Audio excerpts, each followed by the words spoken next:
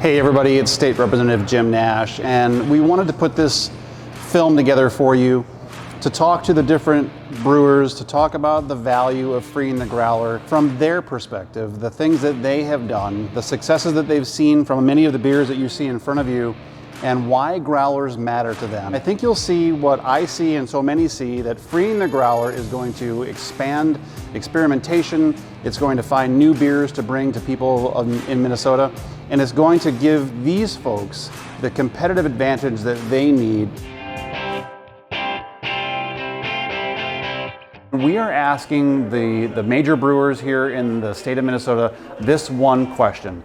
Tell us about the one brew that you made that went gangbusters, and how allowing people to taste it in a growler impacted its growth, and how removing the growler cap can positively impact your ability to do that again and again and again. When we started 10 years ago in 2011 in a little garage in Castle Danger, we decided to brew a cream ale, and that was something that no one else was doing in Minnesota.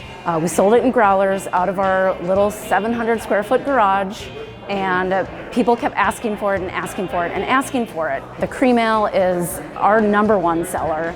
We would not be here today without Castle Cream Ale, and without the growler, we would not be where we are today. With growlers, it's something that allows any craft brewery to experiment, test out new recipes without all the investment of a can design and labeling and the huge investment that it takes to put a beer into a can.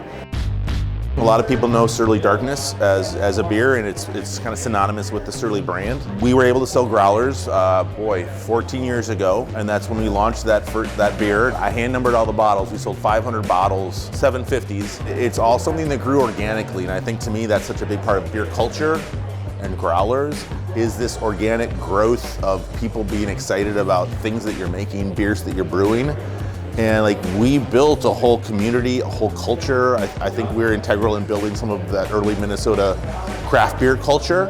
And it was through Darkness Day. It all happened because of Darkness Day, because we sold beer at the brewery in growlers. One of our kind of mainstay beers at the brewery is our Shell's Fire Brick. And in the past, what we've had to do is kind of come out with a seasonal brand, our Snowstorm, which is different every year. And it gives us the ability to try something new out with consumers, see, test the market, see how they like it.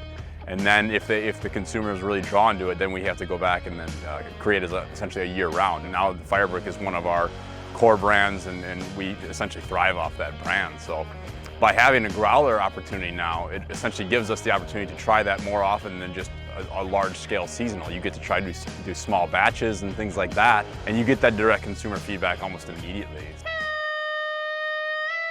300, it's one of our favorite IPAs. It's a West Coast style IPA, and it commemorates the 300th batch that we brewed on our brewery. And that was a beer that took a little bit of this and a little bit of that. It wasn't really thought out ahead of time, and everybody loved it. But the thing that allowed us to do it was we knew that no matter how it turned out, good or bad, we had a place to go with that beer. It was never going to go down the drain, and where it was going to go was in growlers. That beer since has grown, and has been brought to distribution. It's been awarded one of the best IPAs in Minnesota. It's been on national lists, and we don't brew beers for awards, but that's a beer that people wouldn't be enjoying and consuming from their liquor stores, at their restaurants, at their kitchen table, if growlers hadn't allowed that beer to be brewed. Day Tripper is sort of the story of Indeed. When we opened up the brewery in 2012, we were only a tap room to start. We had the production brewery set up and ready to go, but we weren't ready to start distributing beer yet. And that was the beer that people really connected with. And they came to the tap room and they tried it here, or they bought a growler and they took it home. That caused the growth that happened in Indeed. We're certainly at this juncture right now, the pandemic has shown us this, that we are questioning if we want to exceed that growler cap. If that growler cap remains in place, we may stop growing, which means less jobs, less increased tax revenue for the state, less revenue for us, and we're hand-tied. We want to grow, we want to do new things, and every time we have an idea, we turn around and it's illegal. We need common sense in the laws that allow breweries to actually grow. The people I trust the most are our customers, and the best way to find out what they're thinking is to sell growlers and crowlers to them. Our first beer was Farm Girl Saison, and it was our most popular beer. However, we started an innovation process where we're making new beers and trying them out in the tap room. And one of those was Mango Blonde. So we did that, released it in the tap room and draft only.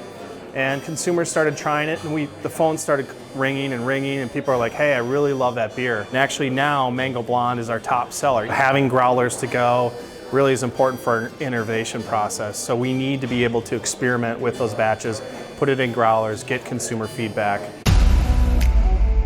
You've heard some really important stuff. You've heard why these brewers need to have the ability to sell growlers. And you've heard the individual stories of their success beers.